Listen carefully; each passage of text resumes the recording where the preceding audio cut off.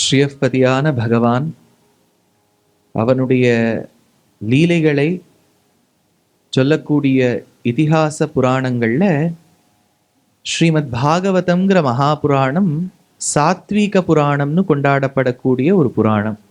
ஸ்காந்தத்தில் இதை பற்றி சொல்லும்போது சத்வ ரஜோ தமோ குணானாம்னு 3 விதமாக புராணங்களை பிரிக்கிறார். அதில் சாத்வீக புராணமாக கொண்டாடப்படக்கூடியது ஸ்ரீமத் பாகவதம். ஸ்ரீமத் பாகவதத்தில் சுகபிரம்மம் பரீட்சித்து சக்கரவர்த்தி கேள்வி கேட்டு பதில் சொல்றதா இருக்கு.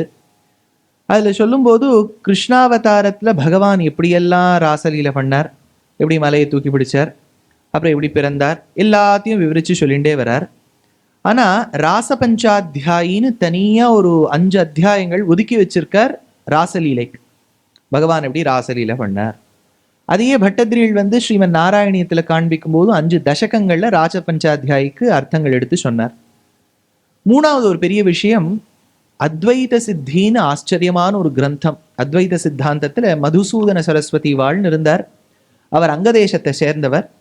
அவர் ஒரு அத்வைத சித்தின்னு ஒரு கிரந்தம் சாதிச்சு இந்த ராசபஞ்சாத்தியாய்க்கு வியாக்கியானமும் பண்ணியிருக்கார். எதுக்கு சுவாமி இப்போ ராசபஞ்சாத்தியாயிலேருந்து ஆரம்பிக்கிறேள் அப்படின்னா, ராதாங்கிற ஒரு பெண், அவளை பற்றி ஸ்ரீமத் பாகவதத்தில் சொல்லப்படவில்லை, விஷ்ணு புராணத்திலையும் இல்லை. ஆனால் சுபோதினின்னு ஒரு வியாக்கியானம் பண்ணும்போது வல்லபாச்சாரியால் ஸ்ரீமத் பாகவதத்துக்கு அந்த இடத்துல ஏகஸ்திரின்னு ஒரு வார்த்தையை சுகபிரம்மம் சாதிக்கிறார். ஒரு பெண்ணுக்கிட்ட அப்படின்னு ஒரு வார்த்தை இருக்கு. அதுக்கு வியாக்கியானம் பண்ணும்போது சுபோதினி வல்லபாச்சாரியால் புஷ்டி சம்பிரதாயத்தை சேர்ந்தவா. புஷ்டி சம்பிரதாயம்ங்கிறது இப்போ நீங்கள் துவாரகா, இப்போ ராஜஸ்தானத்தில் இருக்கக்கூடிய கோவிலோ இல்லாட்டா குஜராத்தில் இருக்கக்கூடிய கோவிலோ எல்லாமே வல்லபாச்சாரியாளுடைய புஷ்டி சம்பிரதாயத்தில் இருக்கும். இன்னொரு தனித்தன்மைனா அந்த பெருமாள் மட்டும் அடிக்கடி சாட்டுண்டே இருப்பார். நீங்கள் துவாரகாவுக்கு மட்டும் போயிட்டு 10 நிமிஷத்துக்கு ஒரு வாட்டி திரையை போட்டுருவா. என்ன சுவாமி ஷாட்டுன்னு இருக்கா, சப்பன் போக் இப்போ தானே சுவாமி ஷாட்டார்னா வேறு இங்கே கிருஷ்ணன் ஷாட்டுண்டே தான் இருப்பார் அப்படின்பா. அதனால அந்த வல்லபாச்சாரியாளுடைய புஷ்டி சம்பிரதாயத்தில் அந்த சுபோதினி வியாக்கியானம் பண்ணும்போது ஆச்சரியமா எடுத்து சொல்றார், இது ராதாவாக இருக்கலாம் அப்படின்னு ஒரு முதல் எடுத்துக்காட்டு. அடுத்தது எங்க வருதுன்னா, தேவி பாகவதம்னு ஒரு ஆச்சரியமான கிரந்தம். அதுல ஒரு வரி, ரத்னோதி சகலான் காமான் ராதேதி பிரகீர்த்திதா. எவள் ஒருவள் நம்ம பாபங்களை போக்கு அழிப்பவளோ அவளுக்கு ராதான்னு பேரு. இது தேவி பாகவதத்துல ராதாவை பத்தி சொல்லியிருக்கு. பிரம்மாண்ட புராணத்துல ஒரு வரி இருக்கு, ராதேதி கிருஷ்ணாத்மிகா, ராதாதான் கிருஷ்ணனுக்கு ஆத்மா அப்படின்னு ஒரு வரி இருக்கு.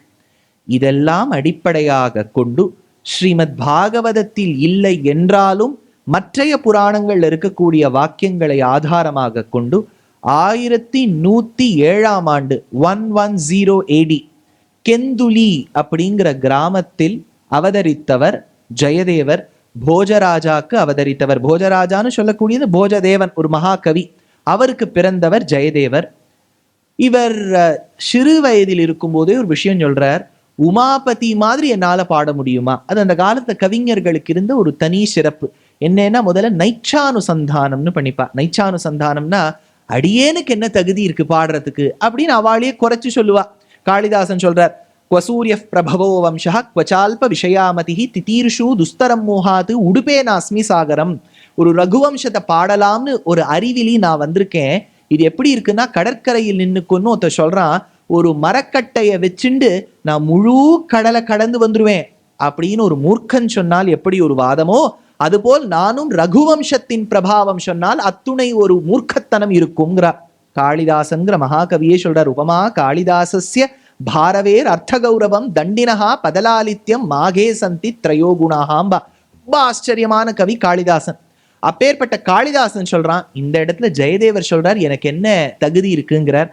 அப்பதான் ஒரு ஆச்சரியமான ஒரு ஸ்லோகம் சாதிக்கிறார். வாச்சப் பல்லவ யுமாபதிதர சந்தர்ப்ப சுத்திம் கிராம் ஜானீதே ஜெயதேவ ஏவ சரணஹ ஸ்லாக்யோ துரூஹத்ருதே ஸ்ருங்காரோத்தர சத்பிரமேய ரச்சனை ஆச்சாரிய கோவர்தனைஹி ஸ்பர்தி கோபின விஸ்ருத ஸ்ருதிதரஹ தோயி கவிக்ஷ்மாபதின்னு எடுக்கிறார். எனக்கு என்ன தகுதி இருக்குங்கிறார். ஆனா ஜெயதேவருக்கு தான் அத்தனை தகுதியும் இருந்தது, கீத கோவிந்தம் மாதிரி ஒரு பிரபந்தம் கொடுப்பதற்கு. இந்த ஜெயதேவரை பத்தி சொல்லும்போது, அது சிறு வயதிலிருந்தே ஒரு பிரம ஞானியா இருந்தார்.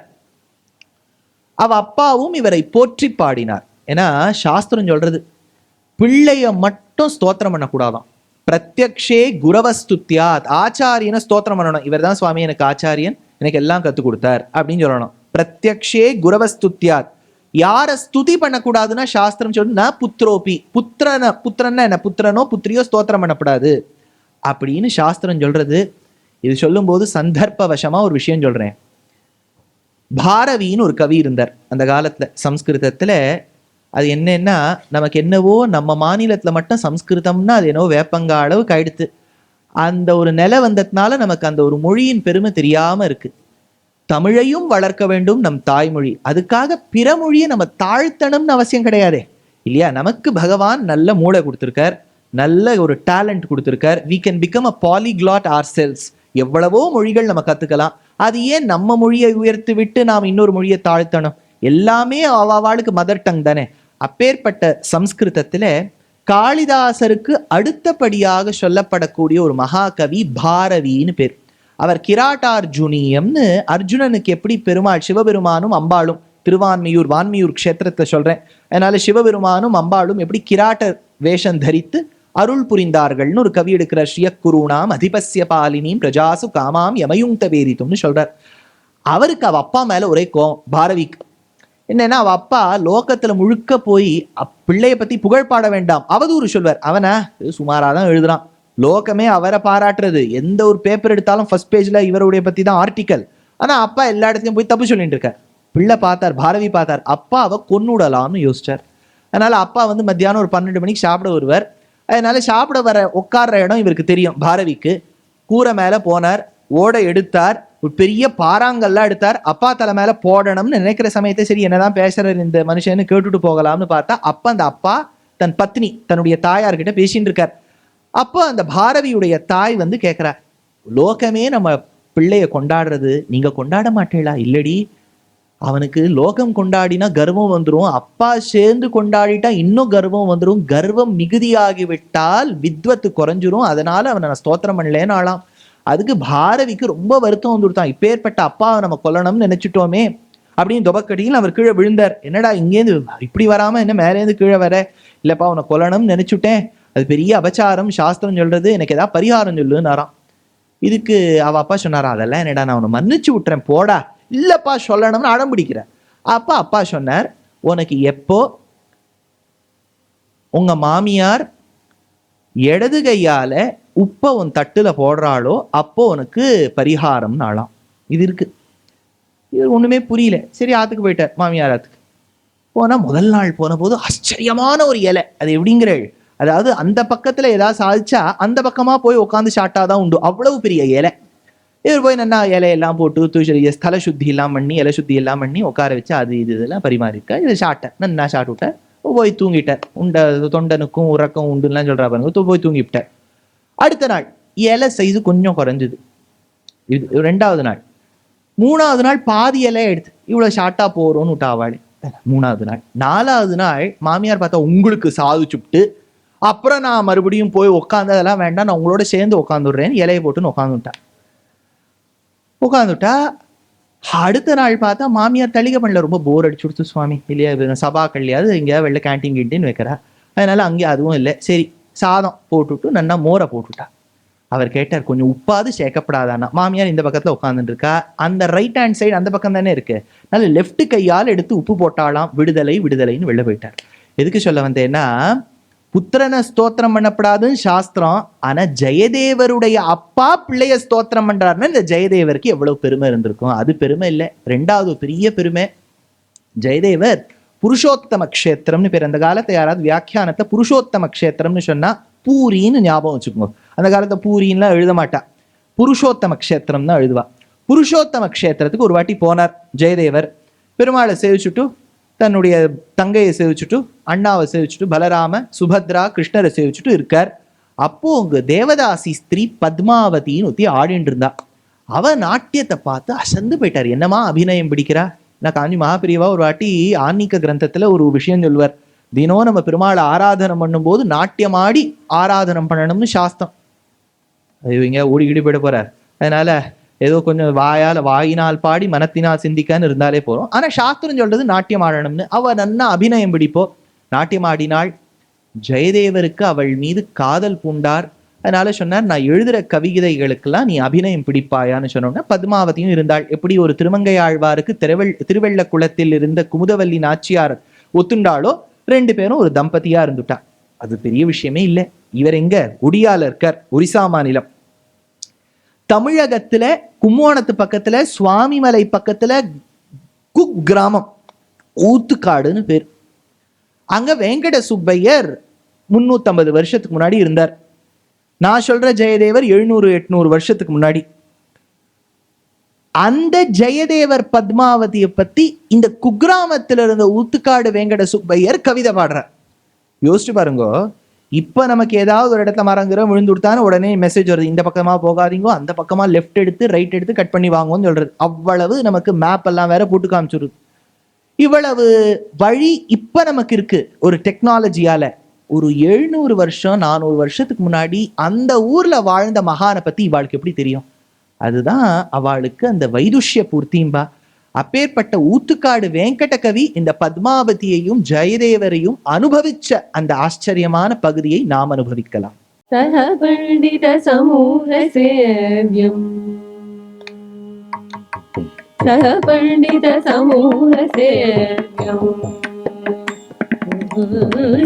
பண்டித சமூக சேவ்யம் शतमल्परचितमहनीयं सह पण्डित समूह सेव्यं शतमल्परचितमहनीयं सतत कृष्ण प्रेम रसमग्न समानरहित गीत गोविन्द काव्यं परमावती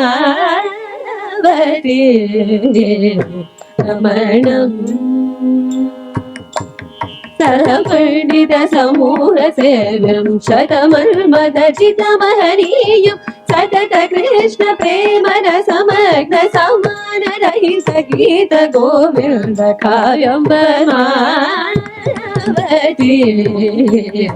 रमणम् जयदेव कविराज भोजदेव सुद पद्म पाद स्मरणं कुरु पद्मावती रमणम्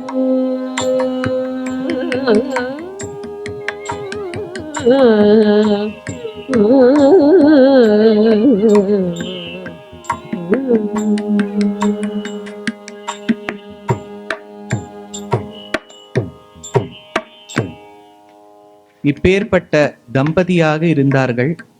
அப்போதுதான் பூரி க்ஷேத்திரத்துக்கு போன உடனே அங்க பெருமாளை சேவிச்சு அவரை எங்கேந்து தொடங்கலாம், எப்படி ஆரம்பிக்கலாம் ஒரு காவியத்தை. ஏன்னா ஒரு காவியத்தை ஆரம்பிக்கிறதுங்கிறது உத்தமமான இடத்துல ஆரம்பிக்கணும்னு சாஸ்திரம். நீங்க கேள்விப்பட்டிருப்பேள், அச்சுத பிஷராடின்னு 5 ஆச்சாரியாள்ல ஒருத்தர் அச்சுத பிஷராடின்னு பேர். திருக்கண்டியூர் நம்பி அச்சுத பிஷராடின்னு 5 ஆச்சாரியாள் இருந்தார் நாராயண பட்டதிரிகளுக்கு. அப்ப அச்சுத பிஷராடிக்கு வாதரோகம் வந்துருது. அப்போ நாராயண பட்டதிரிகள் சொல்றாரு, ஆச்சாரியனுக்கு பெரும் சம்பாவனை, அந்த நோயை நான் வாங்கிக்கிறேங்கிறார். அந்த காலத்தை மந்திர ரூபமா அதெல்லாம் வாங்கிக்க முடியும், இதெல்லாம் யாரும் இல்லை இப்ப இல்லை வாங்கிக்கிறதுக்கு. அப்போ இது ஏன்னா இன்னொருத்தர் வழியே ஒருத்தர் வாங்கிப்பா. அதனால அவர் சொன்னார், உம்ம வழியை நான் வாங்கிக்கிறேன். இப்போ நாராயண பட்டதிரில் வாதரோகத்தால தவிக்கிறார். அவர் நேர குருவாயூர் க்ஷேத்திரத்துக்கு போனார். ஏன் சுவாமி குருவாயூர் க்ஷேத்திரம் போகணும்னா அது பெரிய சீக்ரெட். ஏன்னா சர்ப்பசத்ரே வர்த்தமானேன்னு மகாபாரதத்துல ஒரு ஸ்லோகம். சர்ப்பசத்திரம்னு ஒரு யாகத்தை பண்ணான் பரீட்சித்தின் பிள்ளை ஜனமேஜயன். பாம்பெல்லாம் அதுல போய் விழுறது, வண்டலூர் எங்க எல்லா பண்டிப்பூர் எல்லாத்துலேருந்து வந்து பாம்பு விழுறது. அப்போ மெயின் இவன் பண்றதே தக்ஷகன் ஒரு பாம்புக்காக தான். தக்ஷகன் வந்து நேர இந்திரன் கிட்ட சரணாதி பண்ணிடுச்சு. அப்போ ஆஸ்திகர்னு ஒரு மகரிஷி தடுத்து நிறுத்துறார். இதெல்லாம் மகாபாரதத்துல ரொம்ப டீட்டெயிலா வரும். அந்த ஆஸ்திகருங்கிற மகரிஷி தடுத்துடுறார். தடுத்தாலும் இவ்வளவு பாம்பை கொன்னுட்டாருங்கிறதுக்காக அவருக்கு சர்ப்பதோஷம் வந்துருது ஜனமேஜயனுக்கு. எக்ஸிமா சோரியாசிஸ் மாதிரி வந்துருது. அப்போ வரும்போது இதுக்கு என்ன ஒரே ஒரு வழின்னு கேட்டவுடனே அந்த ரிஷி சொல்றார், நீ நேர குருவாயூர்ல போய் பெருமாளை சேவிச்சால்தான் இந்த ரோகம் தீரும். பரம பண்டிதரோனோ நாராயண பட்டதிரில். அதனால இந்த விஷயம் தெரிஞ்சவர் நேர குருவாயூருக்கு வந்தார். ஒரு காவியம் எழுதணும்னு நினைச்சால். when he was in pain, excruciating pain, he wanted to spend that time usefully. யோசிச்சு பாருங்க, வலி இருக்கும்போது பெருமாளை ஸ்தோத்திரம் பண்றதுங்கிறது எவ்வளவு கஷ்டம். அப்பதான் எதை வச்சு ஆரம்பிக்கிறதுன்னு தெரியல. அப்பதான் அங்க வந்த துஞ்சத்து ராமானுஜ எழுத்தச்சன் அப்படின்னு அத்தியாத்ம ராமாயணத்தை மலையாளத்துல எழுதினவர், அவர்கிட்ட போய் சிஷ்யாள் கேட்கிறா, எங்க ஆச்சாரியன் கேட்க சொன்னார் எதை வச்சு ஆரம்பிக்கிறதுன்னு. மீனை தொட்டு கூட்டுகா, மீனை கொண்டு தொடங்குன்னு விட்டார். நான் அப்படி மெரினாலேருந்து வரும்போது அந்த டைவர்ஷன் போட்டு மீன் மார்க்கெட் வழியாக தான் விடுறான். அதனால் நானாவது மீன் மார்க்கெட் வழியாக போகணுமோ மீனை வாங்கணுமோ என்னவோ யோசிச்சிருப்பேன். அவர் கரெக்டாக கண்டுபிடிச்சிட்டார், மீனை தொட்டு கூட்டுகான மத்ஸ்யாவதாரத்தை கொண்டு தொடங்கு, பாகவதத்தை எழுதுன்னு கண்டுபிடிச்சு விட்டார். அதே மாதிரி இந்த இடத்துல போனார், ஜெகநாதரை சேவிச்சார், சுத்தி முத்திலும் பார்த்தார், ஜகத்து தெரியுது. ஜகத்துல எது வியாபிச்சிருக்கு அதுதான் தேசிகன் சாதிச்சார். இச்சாமீன விஹார கச்சப மகாபோத்ரீன் எதிர்ச்சாஹரேஹே ரக்ஷாவாமன ரோஷராம கருணாகா குத்ஸ்த ஹேலாஹலின் கிரீடா வல்லப கல்கவாகன தசா கல்கின்னிதி பிரத்யஹம்னர். ஒரு அவதாரத்துக்கும் தனித்தன்மை எடுத்து சொல்றார். ஒரு மார்க்கெட்டிங் படிக்கும்போது யூஎஸ்பின்னு ஒன்று உண்டு, யூனிக் செல்லிங் ப்ரொபோசிஷன். இந்த ப்ராடக்ட் மற்ற ப்ராடக்டை விட எப்படி பெட்டர், இதுல இருக்கக்கூடிய விஷயம் என்னன்னு எடுத்து சொல்லணும். அந்த மாதிரி தேசிகன் சொல்றார், இச்சா மீன, பகவான் இதுக்கு மீனா அவதாரம் எடுத்தார். இச்சா அவருக்கு ரொம்ப ஆசையா, ஏன்னா மகாலட்சுமி மீன் கண்களை பார்த்து பார்த்து அவருக்கு ஆசையா, இவ்வளவு மாதிரி நம்ம இருக்க மாட்டோமான்னு. இச்சா மீன விஹார கச்சப்ப, பெருமாள் எதுக்கு கச்சபமா வரணும், கூர்மமா வரணும்னா விஹார விளையாடுவதற்காக. விளையாட்டு எதுக்கு, கூர்மமா எதுக்கு விளையாடணும், ஏன்னா பெருமாளுக்கு முதுகு சொரிஞ்சுக்கணும்னு ஆசைன்னு தேசிகன். கண்டூய நைரந்திரினார்னார். ஏன்னா முதுகு சொரிஞ்சுக்கிறதுங்கிறது நன்னா சொரிஞ்சுட்டே ரொம்ப சுவாரஸ்யமா இருக்கும், ஆச்சரியமா இருக்கும். அது சொரிஞ்சுக்கிற விதத்தை தூக்கமே வந்துடும். அது உபன்யாசம் கேட்டாலே அப்படி வரும். அது இன்னும் சொரிஞ்சுன்னா இன்னும் நன்னாவே வரும். அதனால பெருமாளுக்கு முதுகு சொரிஞ்சுக்கணும்னு ஆசை. ஆனா எப்பேற்பட்ட ஆஜானுபாகுவா இருந்தாலும் முதுகு முழுக்க வரைக்கும் எட்டாது. அதனால பகவான் பார்த்தார், ஆட்டோமேட்டிக்கா ஏதாவது சொரியணும்.